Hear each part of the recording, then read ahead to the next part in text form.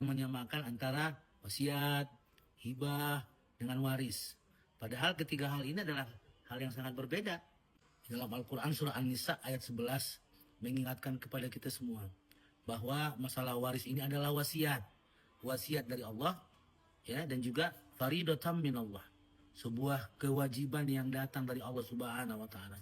Dan juga ini adalah hududullah.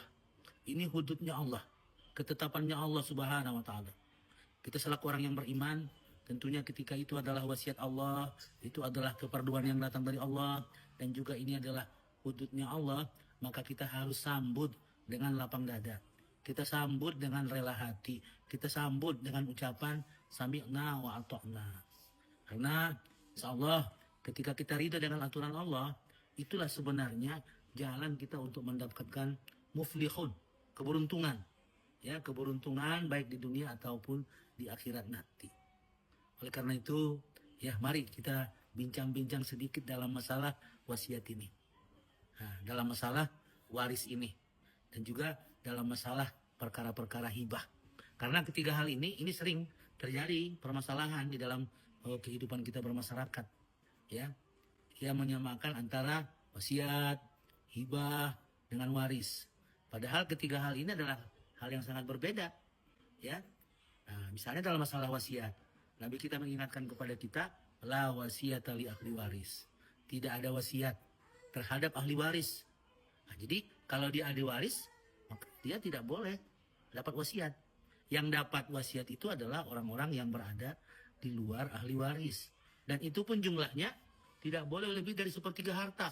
Terus yang kedua, hibah. Hibah itu adalah pemberian biasa. Bisa diberikan kepada ahli waris, bisa diberikan kepada orang yang bukan ahli waris. Namun berkenaan dengan hibah itu sebagusnya itu tertulis, ada saksinya. Karena sering ya masalah hibah ini di kemudian hari terjadi permasalahan.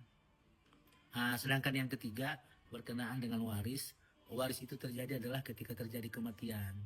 Ketika seorang yang punya harta meninggal dunia, maka hartanya itu, harta si mayat itu harus segera dibagikan. Dibagikan kepada ayah ibunya kalau masih ada, kemudian istrinya, ya, dan kepada anak-anaknya.